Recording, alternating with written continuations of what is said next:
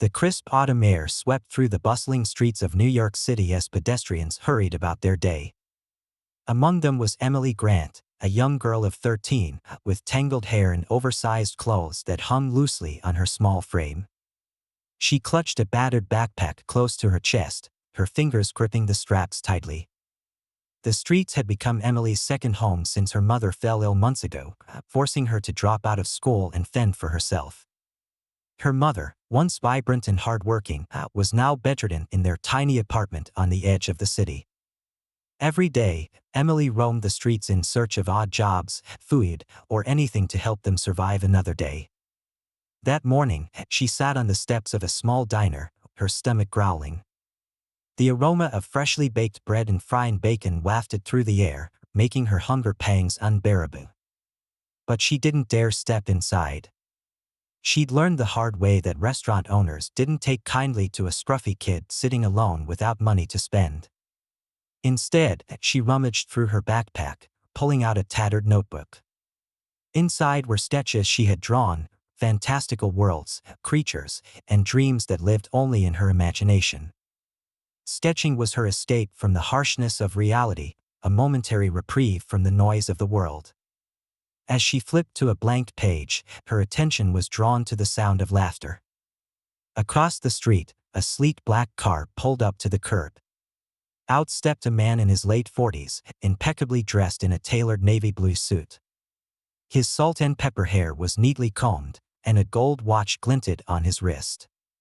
It was Alexander Hayes, a name that carried weight in the city's financial world.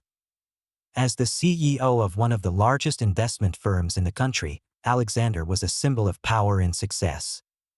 People whispered about his rise for nothing, but those who knew him now only saw the calculated businessman. He was walking alongside his assistant, Carter, who juggled a phone call, a briefcase, and a tablet all at once. Alexander seemed unbothered by the chaos around him, his stride steady and confident. Emily watched him curiously, her pencil hovering above the page. He looked like someone straight out of one of her sketches, a figure larger than life, detached from the mundane struggles of the world. She had no idea that their paths were about to cross in the most unexpected way. Later that evening, Alexander sat alone in his office, high above the city. The glass walls offered a breathtaking view of the skyline, but he barely noticed. His desk was cluttered with papers, but his focus wasn't on work. Instead, his thoughts drifted to the photo frame on the corner of his desk. Inside was an old picture of his daughter, Lily. She had been around Emily's age in the photo, her wide smile lighting up the frame. But that smile was now a distant memory. Lily had passed away 3 years ago in a tragic accident, and Alexander had buried himself in work ever since. The man who once cared about family, charity, and people had become a cold, relentless force in the corporate world. It was easier that way. Carter entered the room quietly, snapping Alexander out of his thoughts. "Mr. Hayes, the board meeting tomorrow has been rescheduled to 3 p.m., Carter said, placing a file on the desk. "Is there anything else you need tonight?" Alexander shook his head, his voice clipped. "No. That'll be all." As Carter left, Alexander leaned back in his chair, loosening his tie. He poured himself a glass of whiskey and stared at the city below, feeling the weight of his loneliness. Meanwhile, Emily was navigating the crowded streets as night fell, the glow of neon signs reflecting in the puddles at her feet. She stopped by a small corner store, hoping to find something cheap to eat. The store owner, a gruff man named Marco, knew her well. "Back again, kid?" Marco asked as she entered. Emily nodded, her voice quiet. "Just looking." She wandered the aisles, her stomach growling louder with each passing second. Finally, she settled on a small loaf of bread and placed it on the counter. Marco frowned, glancing at the few crumpled bills Emily offered. "That's all you've got?" She nodded again, avoiding his gaze. With a heavy sigh, Marco slid the loaf toward her. "Go on, take it. But you've got to figure something out, kid. You can't keep living like this." Emily whispered her thanks and hurried out, clutching the bread tightly. Marco's kindness was rare, but she knew it wouldn't last forever. As she walked toward home, the wind picked up, sending a chill through her thin jacket. She thought about her mother, lying in their dimly lit apartment, waiting for her to return. Emily had promised herself she would find a way to make things better, no matter what it took. Little did she know, fate was about to give her a chance, one that would change both her and Alexander Hayes forever. The next morning, Alexander returned to his usual routine. Coffee in hand, he stepped into the elevator of his office building, preparing for another day of meetings and negotiations. He checked his pockets absently, a habit born of years of meticulous preparation. But something was missing. His wallet was there. His phone, too. But his credit card, the one with no limit, used for emergencies and high-level purchases, was gone. For the first time in years, Alexander Hayes felt a flicker of panic. And at that very moment, just a few miles away, Emily stared at the sleek black card she had found lying on the sidewalk the night before. It was unlike anything she had ever seen, its metallic surface gleaming with a faint, almost magical sheen. She didn't yet know who it belonged to or what it could do. But she was about to find out. The morning light filtered through the cracked blinds of Emily's tiny apartment as she examined the sleek, black credit card in her hands. Its metallic surface gleamed faintly in the soft sunlight, and the name embossed across the front caught her attention, Alexander Hayes. She turned it over, her brow furrowed in thought. There was no way someone like her was supposed to have something so valuable. A card like this wasn't meant for a kid scraping by on the streets. Her mother's faint cough from the next room pulled Emily out of her thoughts. She tucked the card into her pocket and hurried to the bedroom, where her mother lay under a threadbare blanket. "Hey, Mom," Emily said softly, kneeling beside her. Her mother's face was pale, her once bright eyes dimmed by exhaustion and illness. "Morning, sweetheart," she rasped, managing a weak smile. Emily set a cup of tea on the nightstand. "I'll find something for breakfast. You just rest, okay?" Her mother nodded, too tired to argue. As Emily walked the streets later that day, her thoughts kept returning to the card.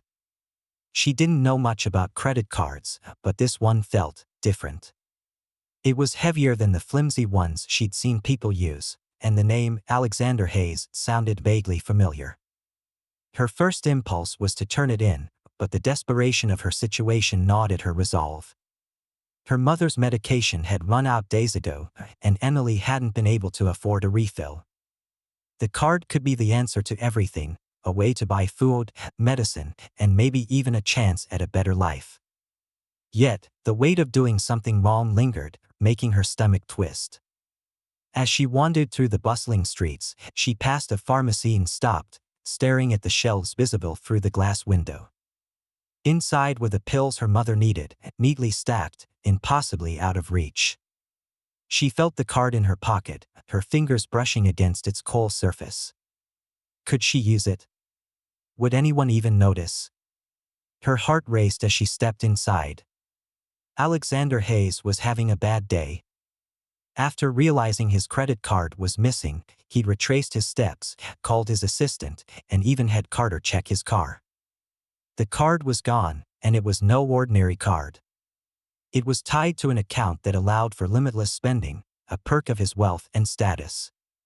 He sat in his office, staring at the security footage from the lobby of his building, where he thought he might have dropped it. "There," Carter said, pointing at the screen. "That girl." She picked something up. Alexander leaned closer, his sharp eyes narrowing as he spotted Emily on the footage. She couldn't have been more than 13, her clothes worn and too big for her small frame. "A kid?" Alexander muttered, more confused than angry. "Should I call the police?" Carter asked. Alexander hesitated. There was something about the girl that gave him pause. He wasn't sure why, but she reminded him of someone. "No," he said finally. "Not yet. Let's see what she does." In the pharmacy, Emily's hands trembled as she placed the bottle of pills on the counter. "That'll be $62.50, the cashier said, not looking up. Emily swallowed hard and pulled out the card. She slid it across the counter, holding her breath. The cashier glanced at the card, then at Emily, his expression skeptical. "This yours?" She nodded, avoiding his eyes. "It's, my dad's." With a shrug, the cashier ran the card. A soft beep confirmed the transaction. Emily grabbed the bag and hurried out before the cashier could say another word. Relief washed over her as she clutched the pills, knowing her mother would finally have what she needed.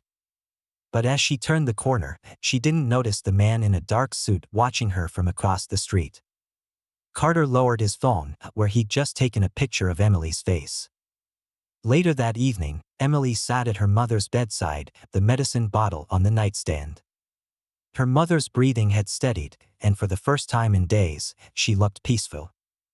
Emily felt a flicker of hope. Maybe the card was a sign, her chance to fix everything. But she knew it wouldn't last. The next morning, as she left the apartment to look for food, a sleek black car pulled up to the curb. Emily froze as the door opened, and a tall man stepped out. He was sharply dressed, his salt and pepper hair perfectly styled. "Emily Grant, isn't it?" the man said, his voice calm but commanding. Emily's heart pounded. "Who's asking?" The man gave her a small, measured smile. "Alexander Hayes." "You have something of mine." Emily's pulse raced as she stood frozen on the sidewalk, clutching her backpack tightly. Alexander Hayes towered over her, his tailored suit and polished shoes a stark contrast to her worn-out sneakers and frayed jacket. I don't know what you're talking about," she stammered, taking a step back. Alexander tilted his head, his piercing gaze never leaving her. "You used my credit card to buy medication yesterday. And before that, you picked it up outside my office building. You didn't think I'd notice." Emily's mind raced for an excuse, but the intensity in his eyes left no room for lies. Slowly, she reached into her pocket and pulled out the black card, holding it out toward him. "Here," she said, her voice trembling. "I didn't mean any harm." To her surprise, Alexander didn't take the card right away. Instead, he studied her, his expression unreadable. "You didn't buy much," he said finally. "Medicine. That's all." Emily nodded, her throat dry. "It's for my mom. She's sick, and we don't have any money." I was desperate. Alexander's gaze softened for the briefest moment before he tucked the card back into his wallet. "You could have spent thousands, maybe millions, but you didn't." "Why?" Her face flushed with embarrassment. "I just needed enough to help her. I wasn't trying to steal." His lips pressed into a thin line, and he gestured toward the car. "Get in." Emily's eyes widened. "What?" "No way." "I'm not going to hurt you," he said calmly. "I just want to talk. You have two choices: get in and explain your situation, or I call the police and let them handle it." She hesitated, glancing around the street. The thought of her mother being left alone if something happened to her made the decision for her. With a reluctant nod, she climbed into the car. Inside, the leather seats were softer than anything Emily had ever felt. The faint scent of cologne lingered in the air, and the city passed by in a blur outside the tinted windows. Alexander sat across from her, his expression neutral but curious. "Start from the beginning. Why are you out here alone, and what's going on with your mother?" Emily clenched her fists in her lap, her voice barely above a whisper. "She got sick months ago. I had to leave school to take care of her. We ran out of money, and now, it's just me. I do what I can to keep us going." His brow furrowed slightly. "Where's your father?" "He left when I was little," she said bluntly. "It's just been me and my mom for as long as I can remember." For a moment, Alexander didn't respond. He leaned back in his seat, his fingers steepled. And yesterday, you found my card and thought it could solve your problems. I just wanted to help her, Emily said defensively. I wasn't planning to keep it. I swear. Alexander's silence stretched, and Emily shifted uncomfortably. Finally, he spoke. I don't believe in coincidences. She blinked, confused. What? You finding my card, using it for something so selfless, it's unusual, he said, his voice softer now. Most people would have maxed it out in a day. Emily frowned. I'm not like most people. A small smile tugged at the corner of his lips. Clearly. The car slowed to a stop outside a tall glass building. Emily stared up at it, her heart sinking. Where are we? My office, Alexander said, stepping out of the car and gesturing for her to follow. The office was nothing like Emily had ever seen. Marble floors gleamed under bright lights, and the receptionist greeted Alexander with practiced politeness. Mr. Hayes, shall I schedule your calls for later? She asked. Hold all calls, he said curtly, leading Emily toward the elevator. When they reached his office, Emily hesitated at the threshold. The walls were lined with bookshelves, and floor-to-ceiling windows offered a breathtaking view of the city. Alexander motioned for her to sit in one of the leather chairs across from his desk. Why am I here? She asked nervously. He took a seat, studying her intently. Because I want to help. Emily blinked. Help? You remind me of someone, he admitted, his tone tinged with something she couldn't quite place. My daughter, Lily. She passed away 3 years ago. She was about your age. Emily's heart ached at the pain in his voice.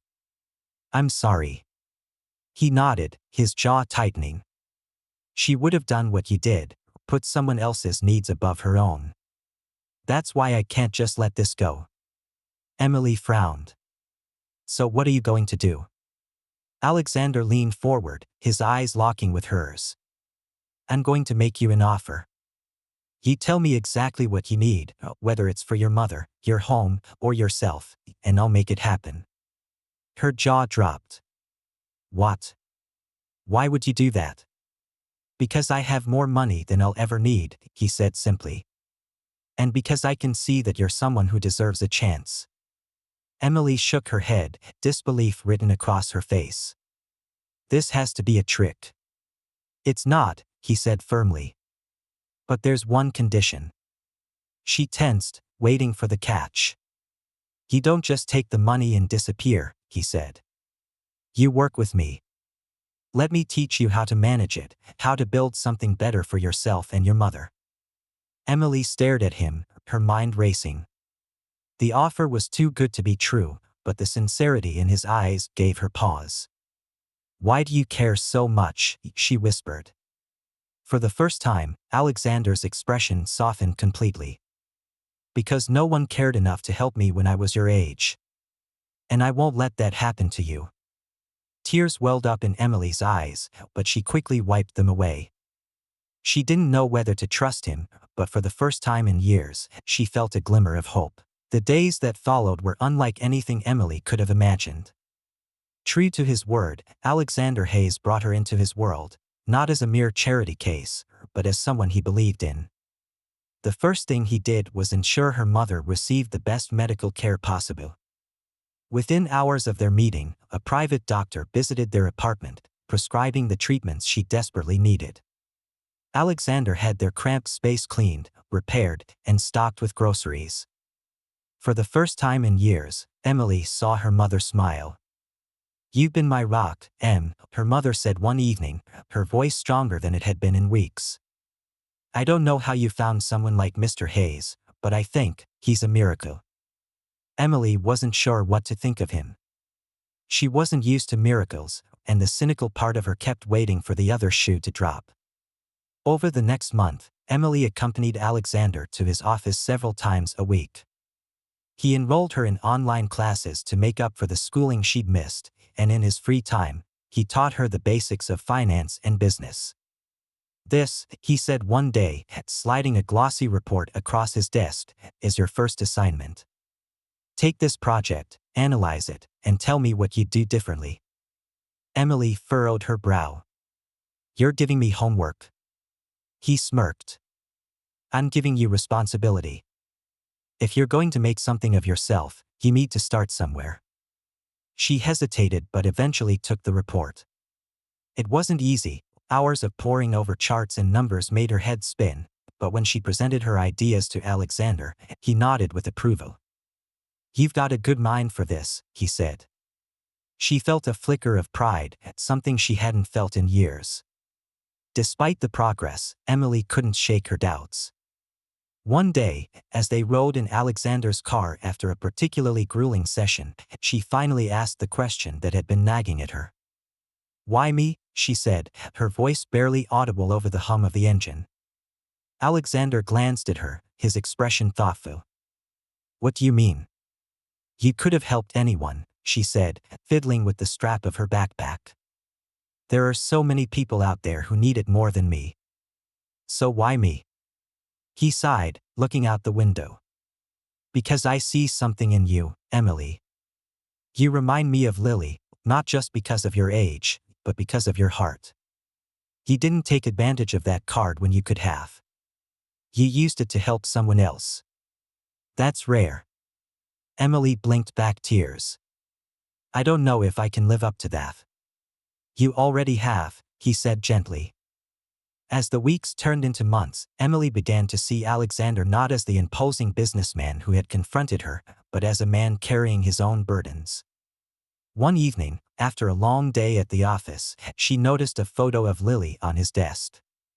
She was beautiful, Emily said softly. Alexander looked up, his eyes clouded with pain. She was everything. Losing her, it broke me in ways I didn't think were possible.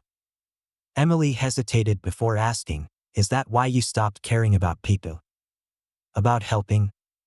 He gave a bitter laugh. I didn't stop caring. I just didn't know how to anymore. It was easier to focus on work, to shut everything else out. But you're helping me, she pointed out. He smiled faintly. Maybe you're helping me, too. The turning point came during a charity gala Alexander hosted. Emily had spent weeks preparing for it, her confidence growing with each passing day. She now carried herself with a poise that surprised even her, dressed in a modest but elegant gown Alexander had insisted on buying for her. As she mingled with the guests, business leaders, politicians, and philanthropists, she noticed something different in the way people treated her. They listened when she spoke, their eyes filled with curiosity instead of dismissal. During the speeches, Alexander took the stage and addressed the crowd with his usual commanding presence. But when he reached the end of his speech, he did something unexpected. There's someone here tonight who reminds me why we do what we do, he said, his gaze finding Emily in the crowd. A young girl who had every reason to give up but chose to fight instead. Emily Grant, would you join me up here? Emily froze, her heart racing as the crowd turned to look at her. Alexander's encouraging nod gave her the strength to step forward, her hands trembling as she climbed the steps to the stage. Emily found herself in a situation most of us could never imagine, Alexander continued, his voice steady. She had the means to take more than she needed but chose instead to help someone she loved. Her selflessness reminded me of the values I lost sight of, and for that, I owe her my gratitude. Tears welled up in Emily's eyes as the audience erupted into applause. For the first time in her life, she felt truly seen. That night, as the car drove them home, Emily turned to Alexander. Thank you. For everything. He looked at her, a rare softness in his expression. No, Emily. Thank you. You've done more for me than you realize. Months later, Emily's life looked nothing like it had before. Her mother's health had improved, and Emily was thriving in her studies. Alexander had become more than a mentor, he was family. As she walked into his office one day, she noticed a new photo on his desk. It was of the two of them, smiling at the gala. "Nice picture," she said, grinning. He smirked. "It's a reminder that even old men like me can change." Emily laughed, but her voice was thick with emotion. "You're not that old. And you're not the only one who's changed." As they settled into their work, Emily couldn't help but feel grateful for the strange twist of fate that had brought them together. She had found a new life, and in the process, helped Alexander find his humanity again.